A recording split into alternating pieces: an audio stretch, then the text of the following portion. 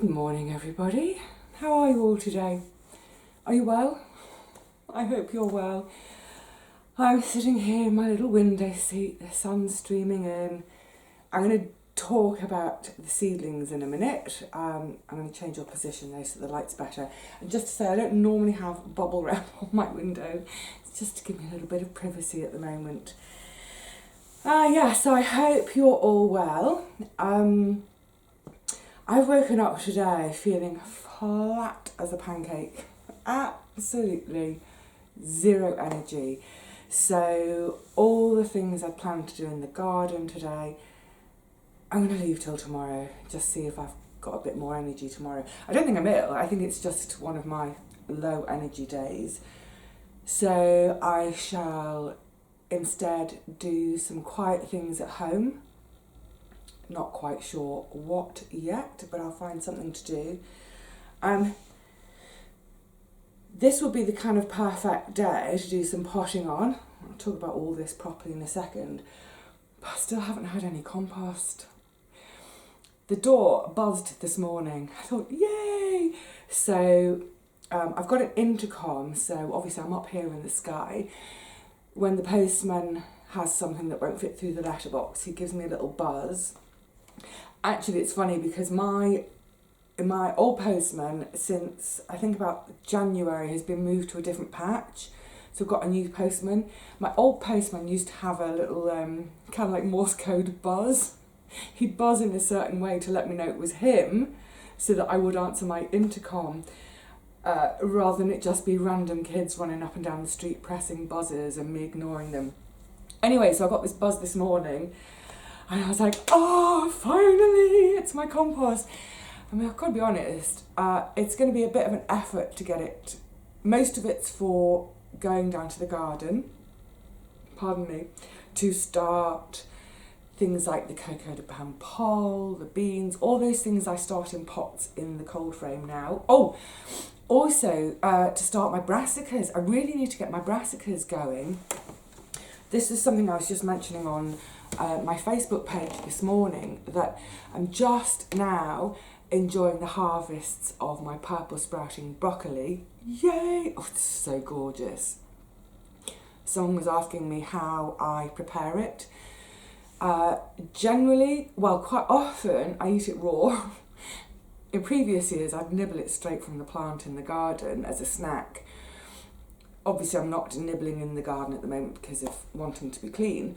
But yeah, so I either have it raw, either just on its own as a snack. I quite often have a little bowl of it on the side of my desk as I'm working, just pick on it, raw in a salad. If I do want it hot, if I'm having a hot meal that I want it with, I literally just sort of give it the quickest steaming, maybe 3 minutes, so it keeps all that gorgeous crunch, but it just kind of gives it that warm through. Lovely. Anyway, yes, so the thing about the purple sprouting is I would normally be starting it now. It's one of those long-term investments of a plant. It's the longest living plant. Does that make sense? It's the longest lived to come to fruition. I'm not making sense. You know what I mean. In other words, sow it at the end of March, beginning of April, to eat it the following year at the end of March, beginning of April. So yes, this compost delivery, most of it's going to go to the garden, and that's going to be, there we go, I'm lit, the sun is lighting me. And then the rest of it is for here to start more seeds off at home and to do all my pricking out and potting on, which I'll come to in a second. Anyway, so the door buzzed, all excited, yay, I wasn't dressed. It's like, quick, grab some clothes. So I answered the buzz, and it's my new postie. Said he just went, delivery. My old postie used to say, morning Vivi, got a nice surprise for you. So grabbed some clothes, just didn't, went to the door, and I sort of said, right, I'm at the door, stand back, as in, get your distance, open the front door, there's no one there. It's like, what? He left the little parcel on my doorstep. finally, I have, look, I have to put them in the light. Here, there we go. It's my red onions, yay! So, yeah, red onions, great. So I will take these to the garden tomorrow. I'm now sort of prioritising, so I think tomorrow it's going to be broad beans in, spud trenches, then the next day can be potatoes in and onion bed prep. The day after that, onions in. You get the idea. Anyway, so brilliant. That's my onions, but still no blooming compost. Okay, so just before we go on to the seeds, do you remember, because at the same time that I did the was it the same time? Right, so I've done these seeds in two separate stages. I did the peppers mid-February, I did the tomatoes end of March. When I did the peppers, I'm just reaching down here for this one now, started doing my geranium cuttings. Now look at that, isn't that an absolute gorgeosity? That plant, so much of this is new growth. I really hacked it back to take cuttings. I'm going to show you the cuttings in a sec too. So this was mid-February, so where are we? Mid-March, we're not even mid-April. So 7 weeks ago, about 6 or 7 weeks, doesn't matter, you get the idea. I just hacked it to pieces for cuttings. Look how it's come back, beautiful. It's really bushed out again.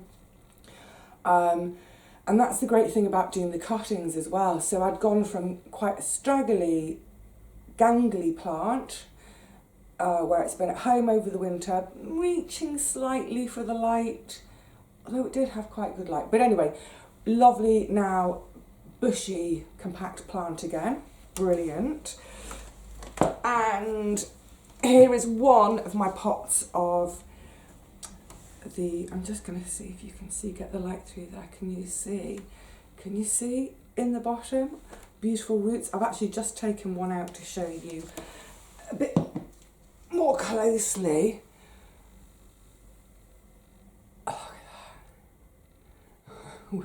Oh, this light's tricky today. It's because it's so bright out there. It's making it dark in here, but you can see, look at those beautiful roots on that. So there we go. That's now at the stage for me to get it potted on. There you go, you can see there, can't you? So I need to pot that up. No compost. So for now, it will go. Let me just pop it back in with its friends in there. Make sure I get those roots under and into the water. It'll just go back in the jar with its friends. So at the moment, this is sitting on my kitchen window, so it's a north-facing window. There's good light in there, but it doesn't get the kind of the baking light that I get in this south-facing window. So they'll quite happily sit in the water. You have to top the water up, keep an eye on your water level, keep it topped up, but they'll quite happily sit there until I do get some compost.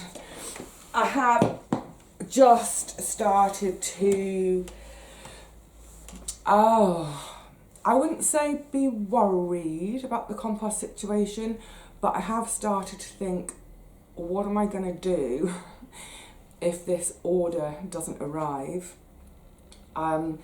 Someone very usefully mentioned to me the other day that we've got a big, one of these out of town sort of DIY / garden centres, sort of down the hill. They said, they're doing click and collect, whereby, you order it online and then you go and collect it. And I was like, yeah, but that's great if you've got a car, but if you don't have a car, it's probably about 2.5 miles away. And coming back from there, it's all uphill. There's no way my poor old knees are going to do that. No way. So the other option would be, of course, to bring it home on the bus. Don't want to be using the buses at the moment. And even then, with the granny trolley, what am I going to manage? 20 litres? in one go. It's so I'd have to do that journey. I'd have to do this kind of clicking and collecting business. Oh, I reckon I want about 200 litres in total. I'd have to do that trip 10 times. Crazy. So I am trying to think of other alternatives. I've got a couple of local, really small independent places near here. And last night I went online to look at one of their websites, and it's basically they've pretty much shut down everything. They are, though, it looks like they are doing compost and they're doing delivery, but their delivery times are forever. So when I finish talking to you all this morning, I'm going to give them a call or an email just to see what the waiting time is like, because I do need to get a load of seeds started, and if it's looking like I'm not going to be able to source any compost, I think what I'm going to have to do is, I might do it as an experiment with a couple of things anyway, even if I do get some compost, just for future reference, is to get some of my garden soil. I think there's a little bit of communal compost left on my site. It's pretty rubbish compost because over the years people have just chucked rubbish in there. You know, it's full of plastic and rubbish and tin cans and weeds and da-da-da. But there might be a little bit of nutrition in that, so I might see if I can get some of that, riddle the rubbish out, combine it with some garden soil and see if I can start some seeds off in that. What a curious time we're living in, eh? What an absolutely curious time. Okay, so I'm going to bring you around, show you the seeds, where they're at the moment, and then I'm going to have a quick chat. I might have to move because the light's so tricky here. I just want to have, once I've gone through all the seeds, I want to have a quick word about some of the words associated with the seeds and this stage of growing, because I know that in the last couple of weeks or so, there are a load of you who are absolute beginner novices who've joined us to garden along with us, who are desperate for information. I've been getting loads of messages. I've even got a few friends who are doing their first gardens. Hello, Holly, again. Friends doing their very first gardens, and they really, you know, if you've not had gardening in your family, if you've not had parents and grandparents who grow their own food, if you don't have friends who grow their own food, how are you supposed to know any of this stuff? So we'll do the seeds and then quick chat with some terminology to hopefully make everything really clear, really simple, because actually it's just like, it's like anything in life, isn't it? There's like a secret language.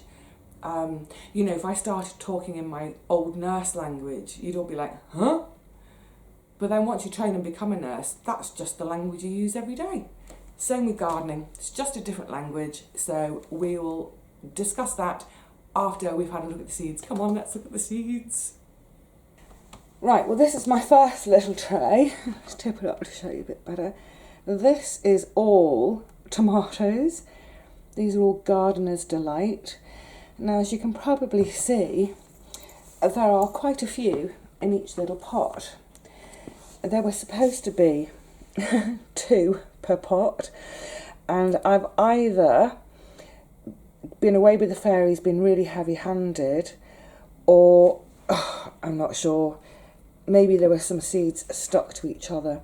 So they definitely need some attention, and that's what I'll talk about when I talk about these sort of terminologies we use. Oh, I'm bent really funny, it's making my arm wobble. So I've got 3, 6, 9, 12, 15, 18, 21, 22, 23 pots there. There's about 4 in each pot, minimum. Look, I've got over 100 plants there. I don't need 100 plants. Depending on how much compost I can get, I will make pots. I've got some pots, but I'll make more. I'll try and grow on as many as I can, because then I can give some away. Just to point out while we are with them, hopefully you can make out that is its seed leaf. That's its true leaf. I'm going to talk about that properly in a second when I'm not bent over in a weird position. Okay, so that's my Gardener's Delight tray. Bear with me. They were sown in, when were they sown? 24th of the 3rd. So that's what, 2 weeks ago.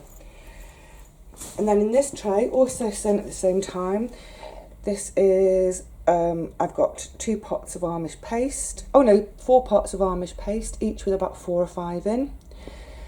I've got a different variety to me this year. It's a variety called Get Stuffed.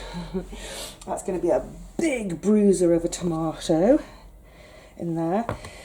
Next to it here, this is my lovely Rose de Berne. And then on the very end, these little pots here, this is the random orange cherry that I had 2 years ago. I thought it was an F1, so I didn't bother saving seeds. Last year, one of them self-seeded and was absolutely brilliant and prolific. So I thought, right, I'm having it. And then all these little ones in the front, this is all celery. So generally, for all the seeds, I've got quite good germination, except 1, 2, 3 no-shows with the celery. But in the others, there will be enough there for me to have a decent celery patch. So again, with all the tomatoes that are up there, they've all got their first little true leaves coming. So that's fab. Pop those back. Peppers, my goodness, they won't even fit in the picture. This is 1, 2, 3, 4 rows. That's my orange bell. And then these 2 rows are my Dulong de Londe. Fantastic. Now, what I've done with the, let me show you these ones. So most of the pots have got 2 seeds in. Look at that, gorgeous already. Any roots? Oh, yeah, can you see? There's a root just starting to show at the bottom. That really tells me that I need to pot them on. Oh, they're desperate to be potted on. As soon as I get some compost, that's going to be my ever, never changing mantra in the next 2 weeks. Then with these, that are the singles in the pots, again, gorgeous, healthy plant. I've done it with 4. I've done the nipping out of the top to try to encourage them to bifurcate. In other words, to produce now 2 growing stems and hopefully 2 fruiting stems. It was an experiment I tried last year, but I didn't try it until, I didn't nip them out until about June when they actually went into the garden. So at which stage I think it was a bit too late and it stunted them. But hopefully I've done it earlier this year, and that should see them well. But isn't that a gorgeous sight? Beautiful, beautiful, healthy growth. The other thing, of course, about them being in quite small pots at the moment is, just reaching for another tray, is of course keeping on top of watering, because they do dry out quite quickly. So these are mostly 3 per pot. Again, it's peppers. This is my Feher paprika peppers. Again, looking gorge. And then in the end, I've got some random bits of tomatoes. I've got 3 pots here, which each had 2 in, so it should be 6. I've got 5 germinated. These are my Gary's Gorgiosities. These are the ones that resisted blight on his plot last year. And then in the back here, I should have 6, and I've got maybe 3 of the Gardener's Ecstasy. I haven't given up on them yet. It's only been 2 weeks. But actually, when you look at the growth of most of the tomatoes already, you think, wow, in just 2 weeks. And here, this is fun. Here are my loofah doofa. So, the pots are on a kind of slant, but these 1, 2, 3 pots, they were sown as soaked seeds, so they had 24 hours of soaking. These next 3 they were scarified. And then, I'll double check that, yeah. And then these 3 on the end were just sown dry. So I think it's interesting that the ones that were pre-soaked came up really quickly, as you can see. The ones that were scarified are the last to appear, and only 2 of them have appeared. The ones that I sowed dry, well, they're behind the soaked ones, but all 3 have come up. Fabulous. And this is a perfect example, actually, of what I was talking about with seed leaves and true leaves. There we go, that's a better way to show it. So these 2 big, oval, sort of rather boring leaves, they're the seed leaves. And then you can just see emerging there the first true leaf. Yay! And I'm going to talk about that when we sit down again in a second, about the importance of the seed leaves and the true leaves and the basic stages that they're at. So, yeah, as you can see, there's quite a bit of potting on to do. Hang on, I'm going to see if I can quick release you. Yeah, a fair old bit of potting on to do. That's a lot of potting on to do. And the other thing that's a bit odd for me at this time of year is by now normally I'd have seeds all across there, across my little window seat, even onto the floor in front becomes a space for the seeds. So it is odd for me to see the space looking relatively bare at the moment. But what I have got is it's all looking healthy. Well, it's all growing away. It's just all needing new pots and new compost. Oh, fingers crossed.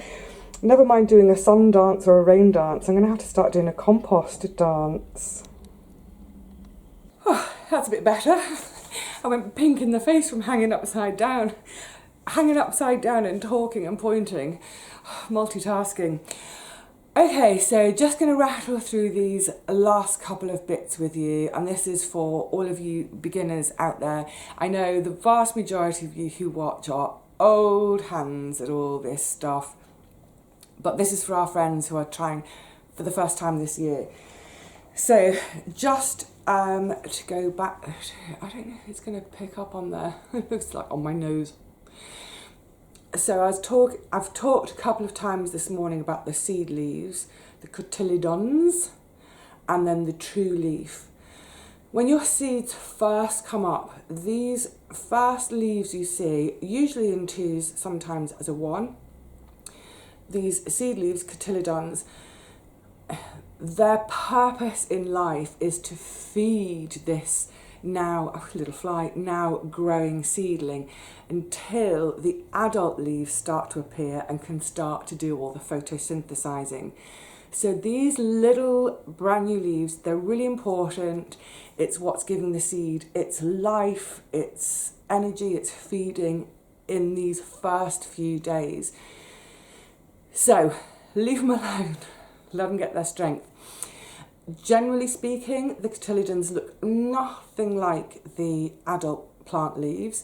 So quite often, and you'll see it in Facebook groups all the time, people have got trays and trays of seeds coming up, they've forgotten to label, and they've got no idea what they are to begin with. Don't despair. Once your true leaves start to appear, they do resemble the adult mature leaves, so it should give you the little clue. Just leave the lot alone. Now, in terms of going in the stages of, I'm going to talk about thinning, pricking, potting and hardening in a second, just quickly. Don't be tempted to do anything with your plants, your seedlings, until you've got a couple of true leaves, as opposed to the seed leaves, the cotyledons. If I start mucking around with this now, trying to pot it on, this plant has got no kind of sort of strength at the moment. It's got no reserves. So if I do anything with it now, the chances are I'm going to kill it. And I don't want to do that. Right, let me just put that one down for a second. Okay, so you've heard me talk this morning about thinning and potting on. So when you hear people talk about thinning, you'll especially hear people talking about it with reference to, say, their carrots or parsnips or salad, things where you've got when you've got small seeds and you can't help but sow a lot of them together, as opposed to a big seed like a squash seed or a courgette or a bean seed. They're really easy because they're so big, you can easily put one into a pot on its own. But with those really little things, celery, carrots, what have you, when people talk about thinning, all they mean is, let's say in a smallish pot, take the example with my tomatoes. If I've got 10 little plants all in that one pot, they're all going to struggle and none of them are going to do very well. So I could, for example, thin them by way of remove 9 and leave 1. So when we talk about thinning, we're actually talking about getting rid of and basically destroying those emerging seedlings. We just chuck them out, we leave 1 to get strong. What I will do with my tomatoes, rather than thinning them, I will prick them out. And what I mean by that is, let's go back to that example of 10 in one pot, I'm going to try to keep all 10 seedlings. So I'll gently get them out of that pot, gently tease each plant, each little bit of root apart. So I've got 10 little individual plants and they go into their own little teeny tiny pot to carry on developing.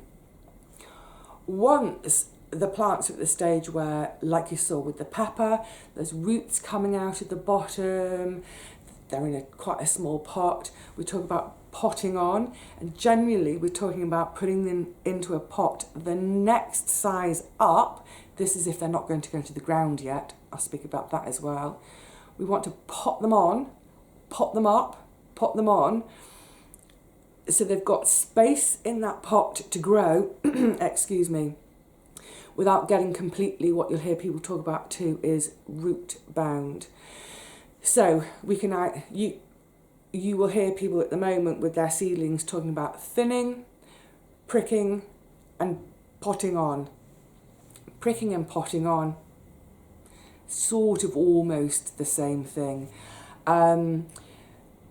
Like I say, with most of those tomatoes, there will be some thinning because I'm not going to get enough compost to bring on 100 tomato plants for the whole neighbourhood. I will try to bring on as many as I can. Excuse me, I'll have a quick gulp. Now, as I was just hinting at when I was showing you the little loofah plant, seedling, even when there's 2 or 3 true leaves showing, it's very tempting to think, yay, I've grown plants, brilliant, quickly put them in the garden, fill the garden, yay! Just bear in mind what our nighttime temperatures are doing. That's one thing.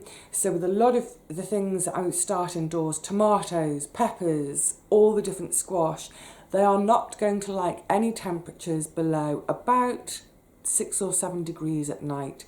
It's far too early for them to go outside. So here they are at home, getting nice and warm in my front window, really warm and cosy. In the window it's probably most days between 20 and 30 degrees, really warm. When I come to plant them out, which will be at about the beginning of June, our daytime temperatures may be 20 or 30 degrees. I hope it's not 30 in June. But at night time we'll still be dropping to maybe 9 or 10 degrees. So if I take all my plants from the house now and plant them out, the shock of that fall to the nighttime temperature is just going to be way too much for them. The chances are it will kill them off. So you'll also hear people talking about hardening off.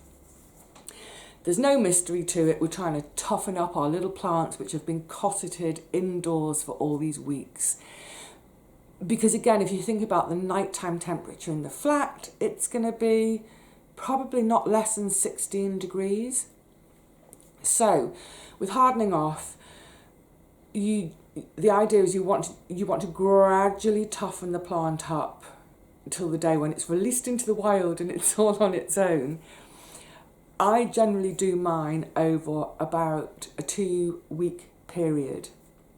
So in my scenario, once they're quite well established in the flat, I then move them into my sort of communal hallway outside my front door.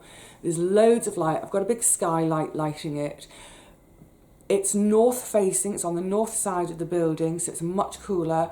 And even in the summer, it won't be the summer, but say in May, it'll only be about 15 degrees out there in the day, and the night time about 12 degrees. So they start to toughen up a little bit there. Then gradually they'll all be moved down to the allotment. They'll go into the cold frame, but the cold frame will be completely open during the daytime. They'll get loads of air, they won't get too hot. And then for the first 2 or 3 days, I'll close all the windows on the cold frame at night. Just still a little bit of cosseting. And then gradually, over another sort of 3 or 4 days, when I close up at night, I'll leave one of the windows open so there's a little bit of cooler air getting in. And then gradually it'll get to the stage where the windows are left open at night too, see how they get on, and then they go into the garden. I've made that sound like a much longer process than it is. I think the main thing to remember is just don't get... Look, get excited about your seedlings, because it is exciting. It's really, really exciting. You're growing your own food. Wow, it's brilliant. But don't get so excited that the first sign of a bit of a seedling, you think, brilliant, I've dug a new vegetable bed, I'm going to put everything out. No. You know, follow YouTubers, join some Facebook allotmenteering groups, whatever it is, and, you know, have a look to see when other people are doing things, at what stages they're doing things. If you're sowing things at the same time as me and we've got a similar climate, even if I can't get to the garden on a particular day to do something, I might just give you a quick update today, to update one day to say, now's the day to do something. Another gulp. I feel like this should be G&T at the moment. So look, I hope that for those of you who aren't novices, who are asking about my seedling update, there we go. Everything is now a little bit dependent on compost. I'm making some contingency plans / inquiries, mustn't forget to call in a minute. And for those of you who are doing this for the very first time ever, good luck, have fun, that's the main thing. And please, if you have a bit of a rubbish germination of something, if something doesn't work, if you kill a plant, please don't be too disheartened. I know you will be. I'm disheartened for every plant I lose, but don't be so disheartened that you give up. You know, you've seen, some of you have been following my videos for years. Look at my broad beans this year. Absolute rubbish. I've never had this problem with broad beans. So it just shows that, you know, whether it's your first time, whether it's your 30th year of growing your own veg, some things work, some things don't. But it doesn't mean we don't give up and we don't keep trying and we don't keep loving it and having fun with it. And ultimately having a really yummy scoff sometime in August, September. Oh, that first tomato, can't wait. All right, my lovelies, it's time for me to say cheerio to you all.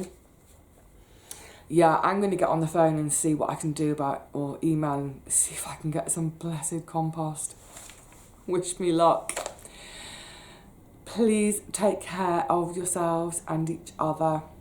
Find ways each day to be kind to people, to love people from afar, and ways to stay cheerful. I will see you all again really soon. In the meantime, bye for now.